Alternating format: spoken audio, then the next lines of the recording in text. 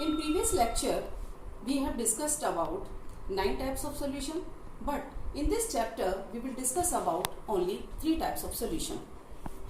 In this, solid dissolve in liquid, gas dissolve in liquid, and liquid dissolve in liquid. Now, first we know about solubility. So, solubility, maximum amount of solute dissolving in a specified amount of solvent at room temperature. That is solubility. Normal अगर हम solubility की बात करेंगे तो हम कहेंगे कि जितना solute dissolve हो सके एक स्पेसिफाइड अमाउंट में, यानी कि हमने अमाउंट जो सॉल्वेंट का है वो भी हमने मेजर कर रखा है, तो उसमें जो मैक्सिमम सोल्यूट डिसॉल्व हो सके हम उसे सॉल्युबिलिटी कहेंगे. Okay, so just understand, this is a beaker. In this beaker we take water, that is liquid solvent.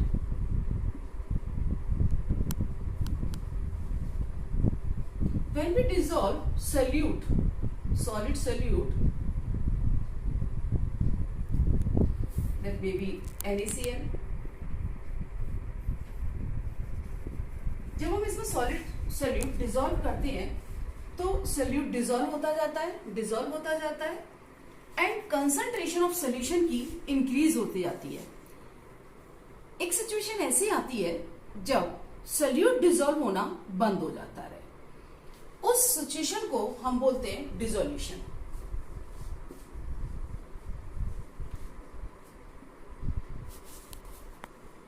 It means dissolution में क्या हो रहा है, सोल्यूट डिसॉल्व हो गया है और कंसंट्रेशन सॉल्यूशन की बढ़ गई है और अब हम और सोल्यूट इसमें डिसॉल्व नहीं कर सकते.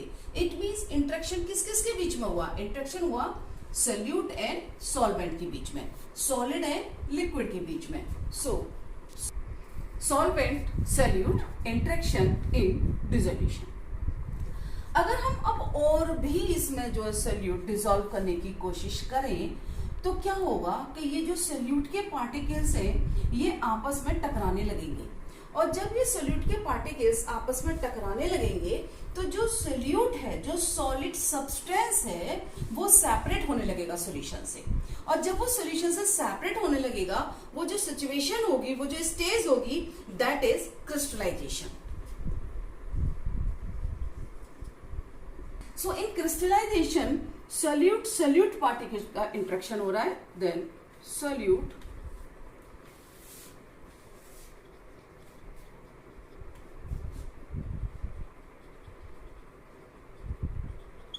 इंटरेक्शन. अब जो रेट ऑफ डिसोल्यूशन है, इट मींस डिसॉल्व होना और फिर उसके बाद सेपरेट होना सोल्यूट पार्टिकल का सॉल्यूशन से, ये जब इक्वल हो जाते हैं, it means rate of dissolution is equal to the rate of crystallization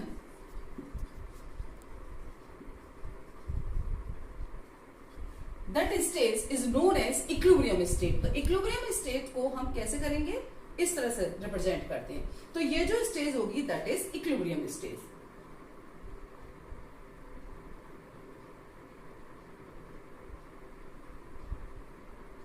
equilibrium state.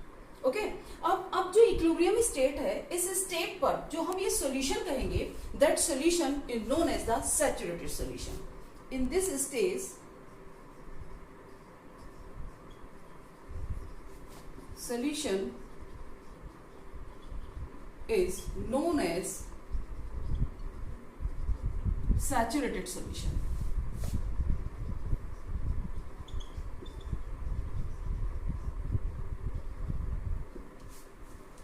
So solute plus solvent,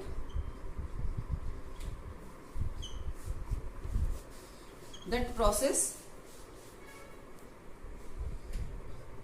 dissolution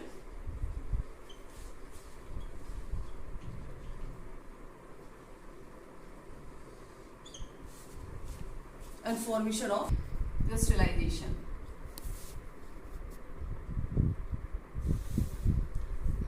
So now again we discuss about solubility.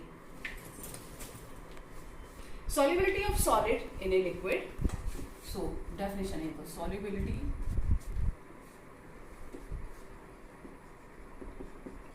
of a solid in liquid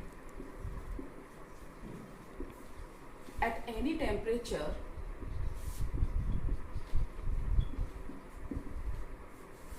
may be defined as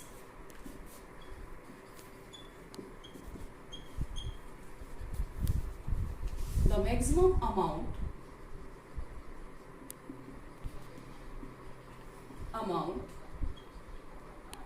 of solid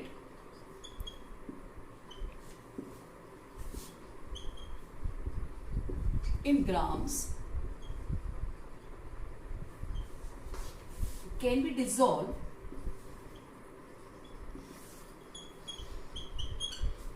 in 100 gram of liquid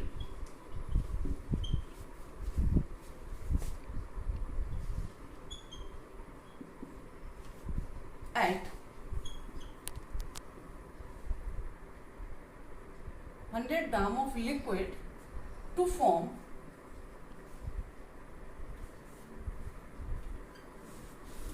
a saturated solution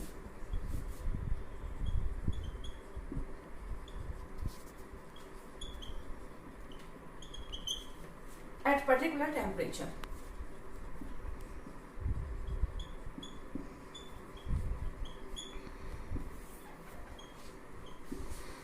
ये हम कहेंगे solubility of solid in a liquid. Okay, factors affecting the solubility of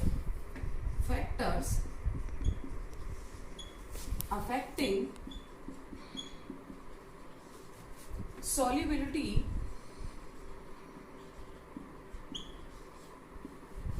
of solid in liquid.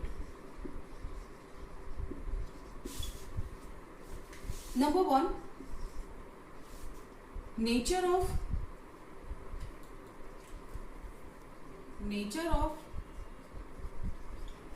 solute and solvent. Number two, temperature.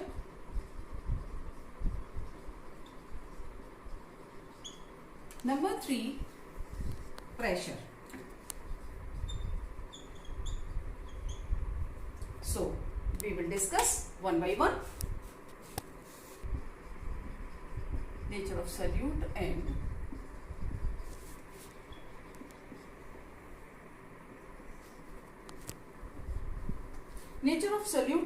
solvent. A quotation: like dissolves like.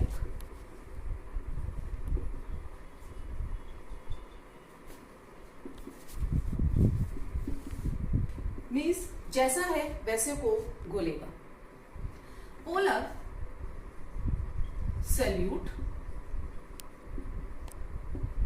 For example NaCl, dissolve in polar solvent.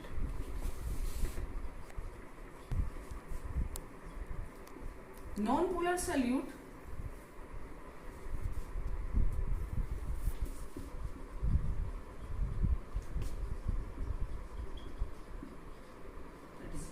naphthalene,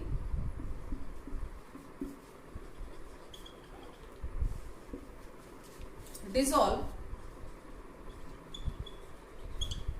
in non-polar solvent, that is CCl4 and benzene. And what is the criteria of dissolution of polar solute in polar solvent? Means ionic solid, for ionic solids.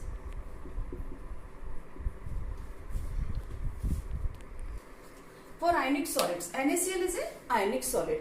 Actually होता क्या है, look, ये यहाँ पर Na है, that is positively charged, and Cl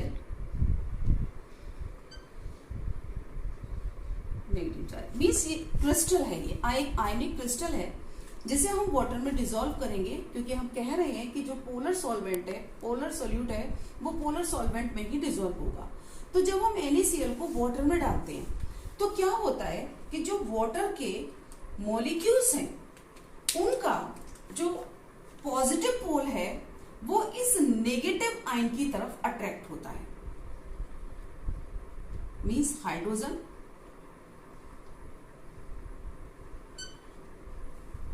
इस तरह से पॉजिटिव पोल नेगेटिव आयन की तरफ अट्रैक्ट होता है, और जो इसका नेगेटिव पोल है वो पॉजिटिव आयन की तरफ अट्रैक्ट होता है।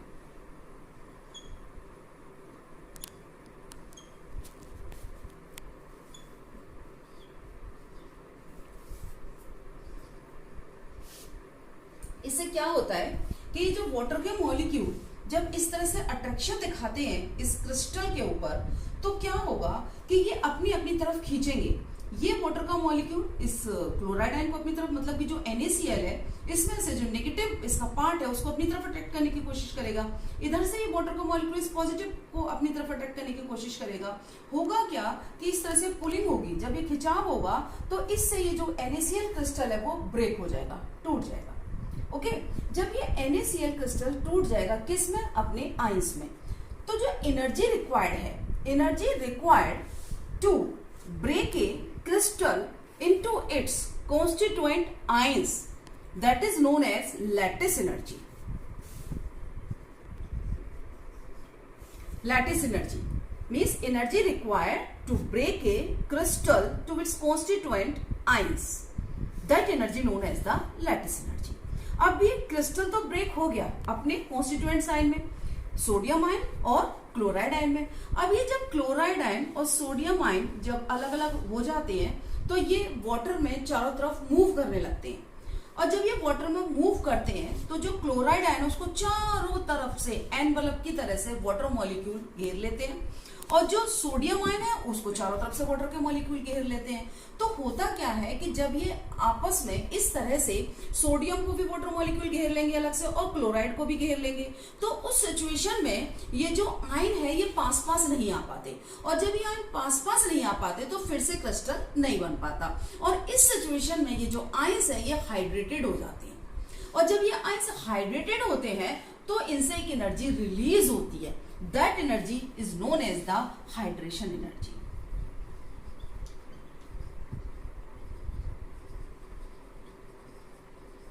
हाइड्रेशन एनर्जी रिलीज होती है, लैटिस एनर्जी दी जाती है क्रिस्टल को ब्रेक करने के लिए।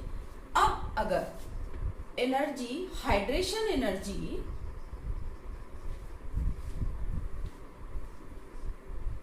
Greater than lattice energy,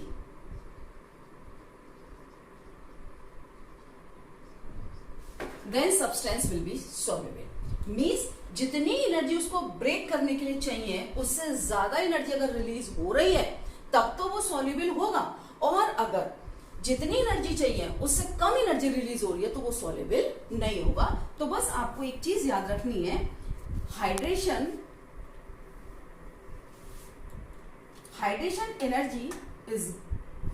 energy will be greater than lattice energy for solubility, for soluble solid in liquid. This is the criteria for ionic solid. And what is the criteria for non-polar solute? For non-polar solute,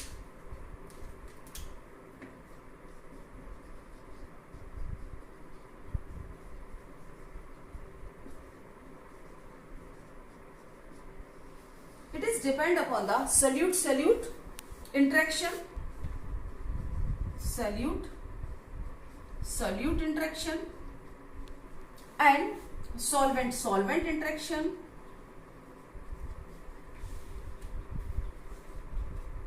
and solute solvent interaction.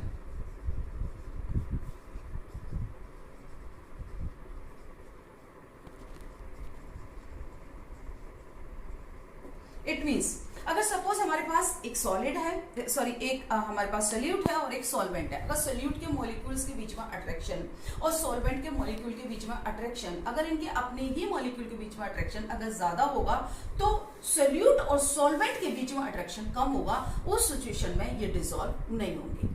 Means अगर solute के बीच में अपने particles के बीच में attraction कम हो, solvent के पार्टिकल्स के बीच में अट्रैक्शन कम हो और सोल्यूट और सॉल्वेंट पार्टिकल के बीच में अगर अट्रैक्शन ज्यादा होगा तभी ये डिसॉल्व हो पाएंगे।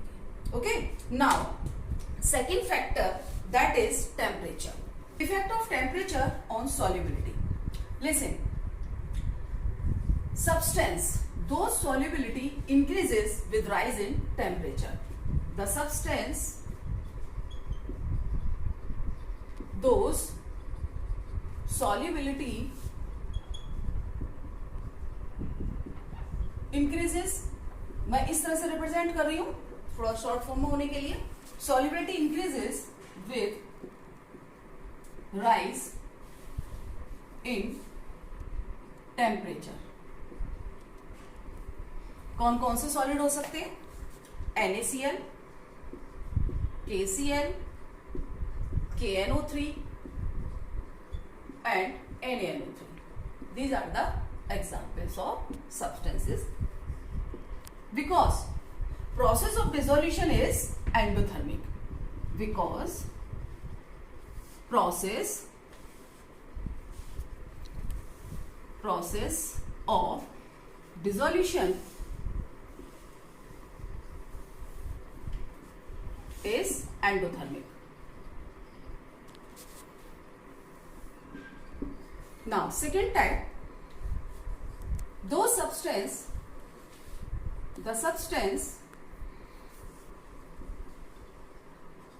those solubility decreases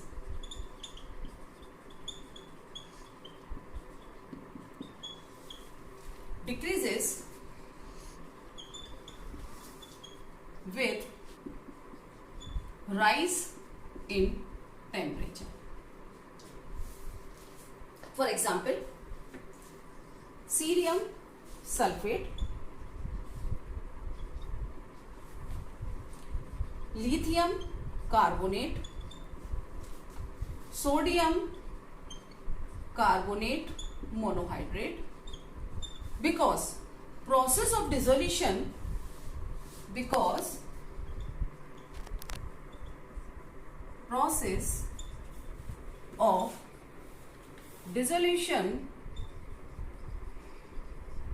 is exothermic. According to Lee-Chatelain principle we know कि अगर प्रोसेस एक्सोथर्मिक है और अगर आप उसके टेम्परेचर बढ़ाएंगे तो वो बैकवर्ड डायरेक्शन में रिएक्शन चली जाती है।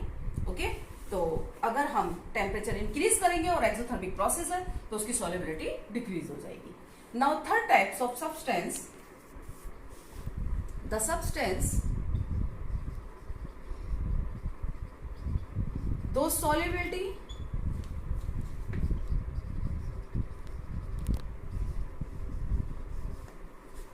not increases, do not increases or decreases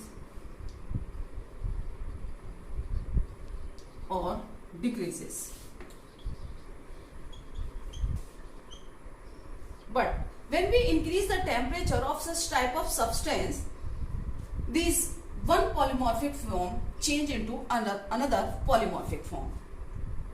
With rising temperature, one polymorphic form change into other. For example, alpha change to beta form in ammonium nitrate.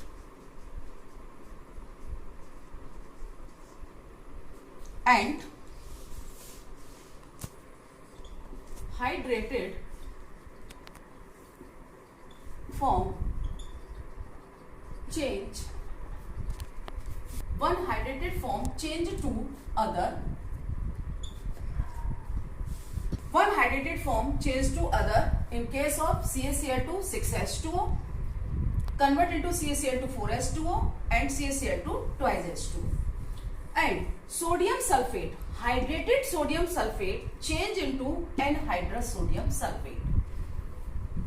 First, sodium sulfate, in case of sodium sulfate, first sodium sulfate solubility increases till 32.4 degrees centigrade and then decreases. This is transition temperature.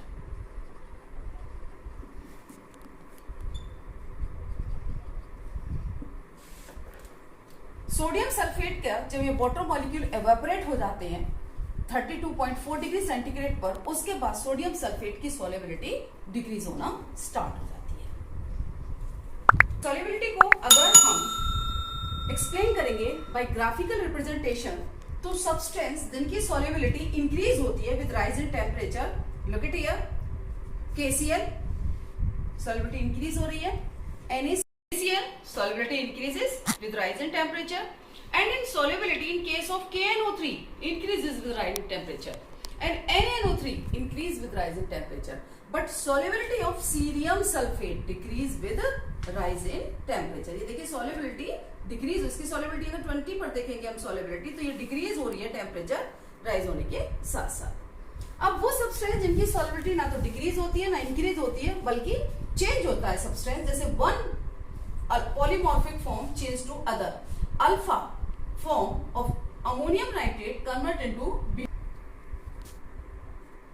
calcium chloride 6H2O convert into CaCl2 4H2O and CaCl2 twice H2O. One hydrated form change into other with rise in temperature. But in case of sodium sulfate decahydrate, means इसमें 10 water molecule है, crystalline water molecule. जब तक ये crystalline water molecule evaporate होते हैं, temperature ऐसा आता है 32.4 degree centigrade, that is transition temperature. इस ट्रांजिशन टेम्परेचर तक जब ये टेम्परेचर आता है तब तक तो सॉल्युबिलिटी इंक्रीज होती है, देन सॉल्युबिलिटी डिक्रीजेस. तब ये सोडियम सल्फेट में एनहाइड्रस में बदल जाता है और इसकी सॉल्युबिलिटी डिक्रीज होने लगती है. That's all. Pressure does not affect the solubility of solid into liquids, because we know very well कि solids के बीच में force of attraction बहुत ज्यादा होता है and solids के जो particles हैं वो बिल्कुल पास पास होते हैं, solids compressible नहीं होते, तो इसलिए solids पर pressure का कोई effect नहीं होता है. In last video we have discussed about solubility of solids in liquid. Now, in this video, we will discuss about the solubility of gases in a liquid. So, the solubility of a gas in a liquid is the volume of gas that can dissolve in unit volume of the liquid to form saturated solution at that temperature and under pressure of 1 atmosphere. It means solubility of gas means the gas dissolve in a given volume of liquid at that temperature, given temperature. Factor affecting the solubility of gas in a liquid. So, we will discuss one by one. Number 1, nature of gas and solvent.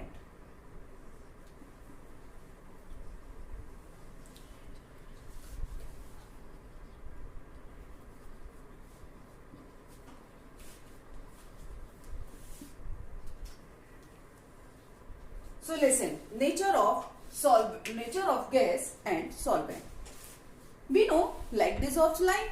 So polar gas dissolve in polar solvent.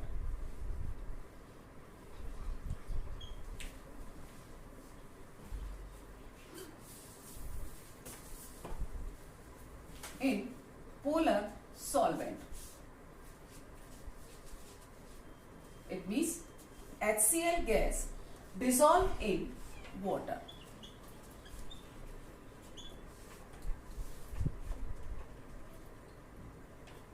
We can say gas react with solvent. Suppose NH3 react with water. So it dissolve in water, NH3 react with water and form ammonium hydroxide. So it can dissolve. In other words, we can say highly liquefiable gases dissolve in water easily. So, second, highly liquefiable gases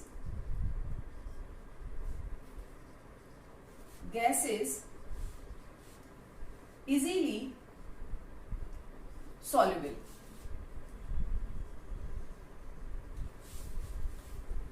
highly liquefiable, it means gas जितनी आसानी से liquid में convert होगी वो उतनी ही आसानी से soluble हो जाएगी.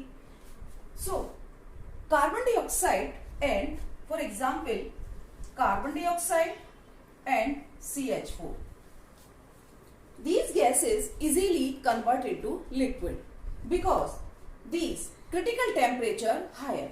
What is critical temperature? Critical temperature we denoted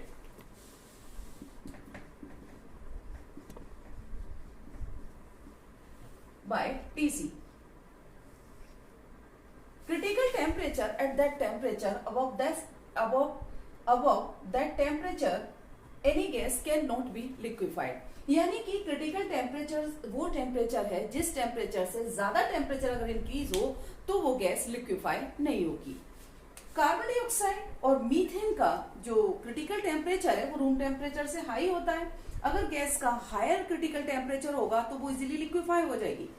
permanent gases like that O2, N2, these are not soluble easily because they are not easily liquefied. They are not easily liquefied.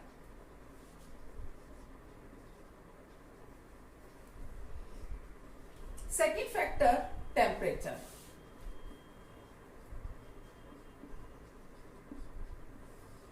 Effect of temperature on solubility of gas. So solubility of gas in a liquid, solubility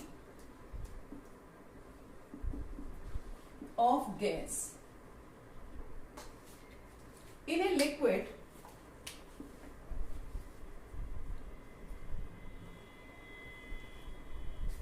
is a exothermic process.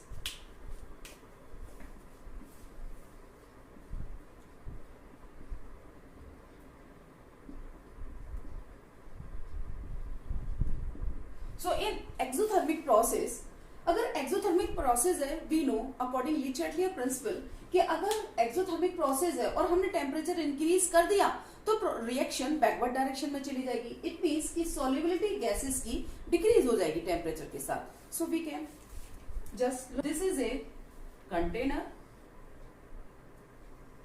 In this container it is liquid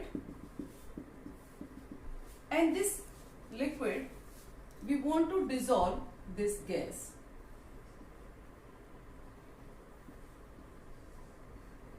gas को dissolve करना है. Listen, gas vapour state में होती है और gas dissolve कब होगी? जब वो पहले लिक्विड में कन्वर्ट होगी. और गैस अगर लिक्विड में कन्वर्ट होगी तो इसका मतलब ये है कि वो अपनी एनर्जी निकालेगी, अपनी एनर्जी रिलीज करेगी, तभी तो वो लिक्विड में आएगी. कोई भी स्टेट, अगर हम वाटर है, वाटर को अगर हम वेपर में कन्वर्ट करते हैं तो उसको हीट देते हैं, और अगर वेपर को हम कूल करते हैं तो वही हीट रिलीज होती है, यानी एनर्जी रिलीज होती है. तो अगर गैस लिक्विड में आएगी, लिक्विफाई होगी, लिक्विड में कन्वर्ट होगी, तो उसके लिए डेल्टा H नेगेटिव होगा. ओके. गैस डिसॉल्व कैसे होगी? गैस तब डिसॉल्व होगी जब हम इस पर प्रेशर लगाएंगे. When we applied pressure, then gas dissolve. अब अगर हमने इसको गैस पे, अगर हमने सपोज टेम्परेचर लगा दिया यहां से, तो जितनी गैस डिसॉल्व हुई है वो फिर से रिलीज हो जाएगी, यानी गैस की जो सॉल्युबिलिटी है वो कम हो जाएगी. Second factor, delta S. You know about delta S. Delta S entropy. अब एंट्रोपी क्या होगी? एंट्रोपी का मतलब होता है रैंडमनेस. गैस जो होती है वो चारों तरफ मूव करती रहती है, यानी गैसेस के अंदर रैंडमनेस होती है। अब अगर गैस लिक्विड में कन्वर्ट होगी तो उसकी जो रैंडमनेस है वो कम हो जाएगी, तो रैंडमनेस नेगेटिव हो जाएगी। It means delta S negative.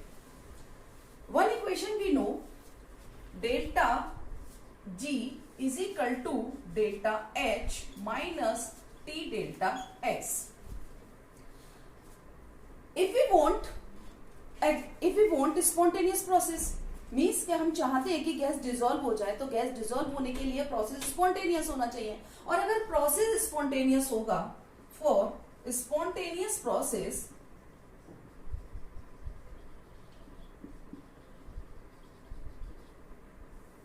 Delta G should be negative.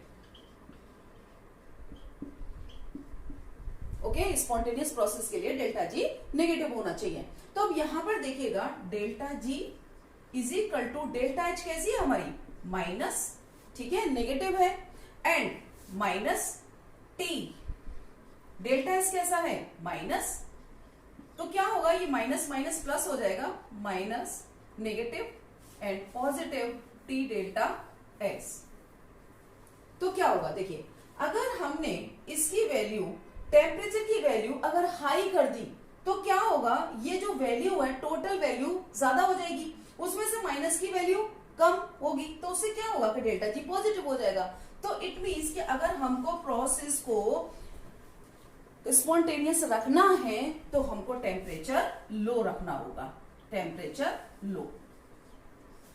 So we can say कि dissolution of gas in a liquid is a exothermic process. So we can say when we increase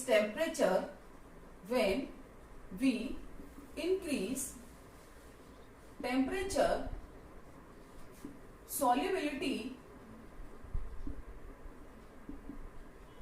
decreases. Now factor third, that is pressure. Effect of pressure. देखिए अभी हमने देखा कि अगर हम pressure लगाएंगे तो गैस लिक्विड में कन्वर्ट होगी, और लिक्विड में कन्वर्ट होगी तो सॉल्युबल होगी। तो व्हेन वी इंक्रीज प्रेशर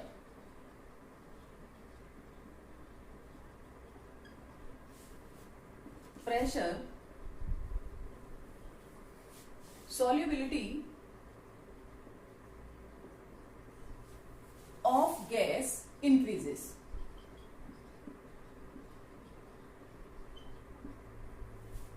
इसके ऊपर एक साइंटिस्ट थे हेनरी, उन्होंने अपना एक लॉ दिया।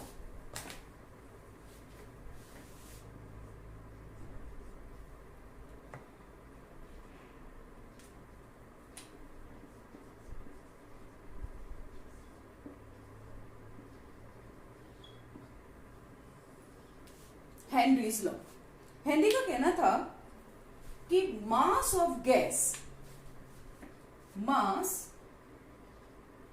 gas dissolve in a given volume of liquid is directly proportional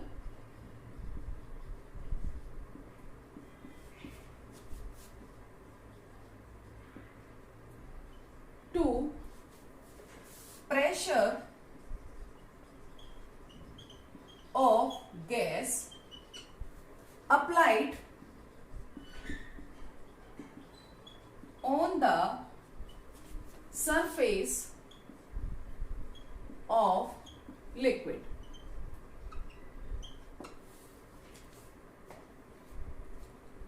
Mass directly proportional to pressure, proportionality constant Kp।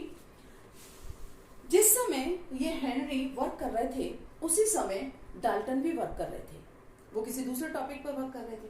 लेकिन तभी डाल्टन ने कहा कि अगर हम इसको मोल फ्रैक्शन की टर्म में देखें तो ज्यादा एक्यूरेट होगा, क्योंकि जो मोल फ्रैक्शन है वो टेम्परेचर इंडिपेंडेंट है।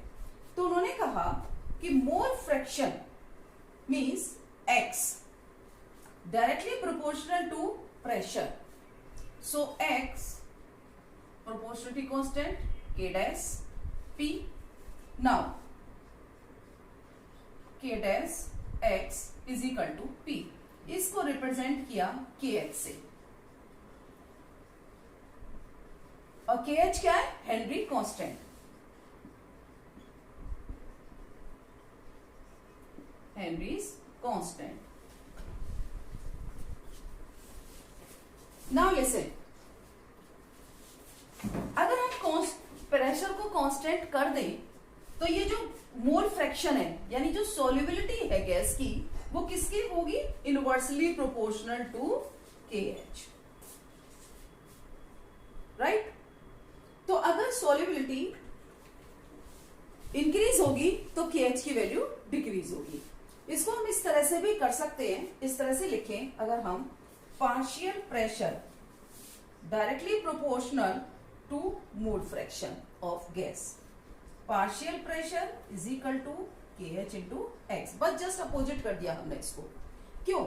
क्योंकि जो साइंटिस्ट थे उन्होंने ये कहा कि जो सपोज ये वाटर है, इसके अंदर हमने गैस डिसॉल्व की प्रेशर लगा करके,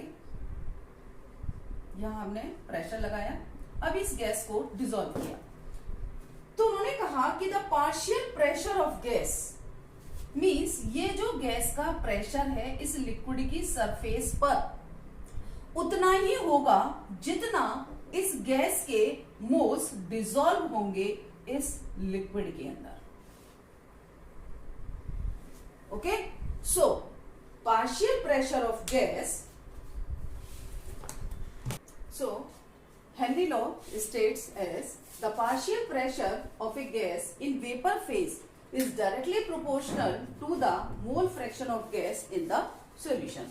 So P directly proportional mole fraction of gas. So P is equal to KH into X. Now we can write this way. इस इक्वेशन से अगर मैथमेटिक्स के स्टूडेंट है तो यू कैन नो इजीली. इससे हम अगर टैली करेंगे तो इसको हम एक ग्राफ लेते हैं, that is y is equal to P pressure, m is equal to m क्या होगा? ये स्लोप होगा, और x ये होगा, हम लेंगे मोल फ्रैक्शन. तो हम मोल फ्रैक्शन और पार्शियल प्रेशर के बीच में अगर ग्राफ लें तो जो लाइन है वो ये ओरिजिन से जाएगी, और हम जो ये KH है वो क्या होगा? स्लोप. स्लोप होगा KH. तो ये हम हेनरी लॉ का ग्राफ दे सकते हैं. KH की वैल्यू, KH की value, it means KH value if higher, अभी अभी हमने देखा था कि KH जो अगर हम प्रेशर को कांस्टेंट कर दें तो KH इनवर्सली प्रोपोर्शनल हो जाएगा मोल फ्रैक्शन के. तो KH की वैल्यू अगर हायर है तो सॉल्युबिलिटी लोअर होगी, solubility will be lower. Okay, it means हम अगर टेम्परेचर बढ़ाते हैं तो solubility डिक्रीज होती है, और अगर हम टेम्परेचर बढ़ाएंगे तो solubility डिक्रीज होगी, और अगर हम KH की वैल्यू बढ़ाएंगे तब भी solubility डिक्रीज होगी. It means KH is directly proportional to temperature. KH is directly proportional to temperature. Right? So now we will discuss application of Henry's law. Stop कर देना. Application of Henry's law. These are very important.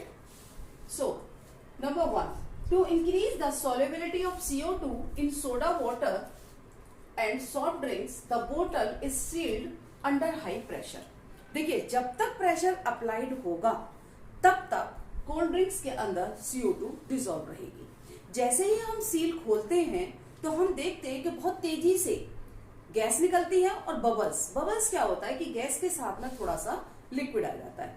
तो क्योंकि अगर pressure जब हम हटाएंगे तो solubility decrease हो जाएगी, और जब सॉल्युबिलिटी डिक्रीज हो जाएगी तो गैस बाहर निकल जाएगी। तो इसके लिए कि अगर हमें सॉल्युबल रखना है CO2 को, तो हमें उसको अंडर हाई प्रेशर बोतल को सील करना होगा।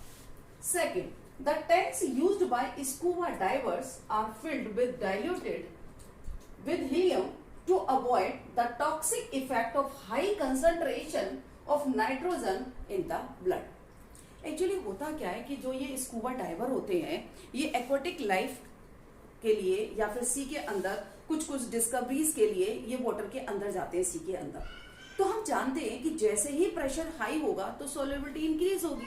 तो ये जब एयर का जो सिलेंडर लेके जाते हैं अपने साथ, गैस का सिलेंडर, तो जैसे ही सी के अंदर जाएंगे तो प्रेशर हाई हो जाता है, और जब प्रेशर हाई होता है तो इनकी जो गैस है, जो रेस्पिरेशन के थ्रू ये गैस लेते हैं सिलेंडर से, वो गैस यानी जो एयर लेते हैं वो एयर ब्लड के अंदर डिसॉल्व हो जाती है।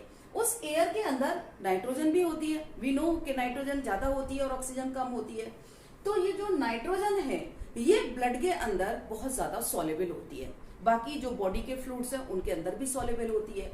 और जो ऑक्सीजन होती है वो ऑक्सीजन तो मेटाबॉलिक एक्टिविटीज में काम आ जाती है, लेकिन जो ये नाइट्रोजन है ये ब्लड के अंदर सॉल्युबल रहती है। अब क्या होता है कि जब ये स्कूबा डाइवर वाटर से ऊपर आते हैं तो यही नाइट्रोजन बहुत तेजी से बाहर निकलती है। जब ये नाइट्रोजन तेजी से बाहर निकलने की कोशिश करेगी तो क्या होता है कि ब्लड सेल्स के अंदर बबल्स बन जाते हैं, और ये जो बबल्स है जब ये गैस बाहर आती है तो ये बबल्स ब्लॉक हो जाते हैं, और जब ये ब्लॉक हो जाते हैं तो उससे कैप जो ब्लड सेल्स हैं वो डैमेज हो सकती हैं, डेथ भी हो सकती है। तो ये पेनफुल होता है बहुत। इस सिचुएशन को हम बोलते हैं बैंड्स। ये एक बैंड कहेंगे कि ये एक स्टेज है जिस पर ये स्टेज बहुत ज्यादा डेंजरस हो जाती है।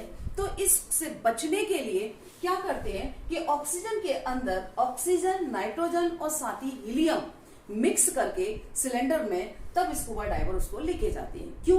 क्योंकि जो हीलियम है उसके जो एटम्स है वो बहुत छोटे हैं, और हीलियम जो वो सॉल्युबल भी कम है ब्लड के अंदर। तो जैसे ही स्कूबा डाइवर बाहर आएगा तो एक तो नाइट्रोजन की कंसंट्रेशन कम हो गई है, साथ ही हीलियम सॉल्युबल भी कम है, तो वो इजीली बाहर निकल जाएगी और जिससे कि बैंड नहीं बनेंगे। तो इसके लिए जो सिलेंडर के अंदर प्रोपोर्शन होता है वो होता है कि जो हीलियम है वो होती है 11.7% एंड नाइट्रोजन 56.2% एंड ऑक्सीजन 32.1%। इस तरह से गैसेस का मिक्सचर करके सिलेंडर के अंदर स्कूबा डाइवर को दिया जाता है ताकि वो इस पेनफुल सिचुएशन से, बैंड से बच सके। Okay, now third at high altitude low blood oxygen causes climber to become weak and make them unable to think clearly. देखिए क्या होता है कि हाई एल्टीट्यूड पर जब ऊपर जाते हैं तो ये क्लाइंबर होते हैं, माउंटेनर्स, तो क्या जैसे ही ऊपर जाते हैं तो प्रेशर कम हो जाता है, और वी नो कि प्रेशर कम होगा तो सॉल्युबिलिटी कम हो जाती है गैसेस की। तो जब ऊपर जाते हैं तो ब्लड के अंदर जो रेस्पिरेशन से जो हम गैसेस लेते हैं तो वो ब्लड के अंदर उनकी सॉल्युबिलिटी कम हो जाती है हाई एल्टीट्यूड पर। तो अब जब ये सॉल्युबिलिटी कम हो जाती है तो हमारे बॉडी के अंदर ऑक्सीजन की सप्लाई कम हो जाती है। ऑक्सीजन की सप्लाई कम हो जाती है तो क्या होता है कि जो माइंड को है वो ऑक्सीजन प्रॉपर वे में नहीं मिल पाती, और जब माइंड को प्रॉपर वे में ऑक्सीजन नहीं मिल पाती तो क्या होता है कि थिंकिंग पावर कम हो जाती है और वीकनेस फील होने लगती है। इस सिचुएशन को हम बोलते हैं एनॉक्सिया।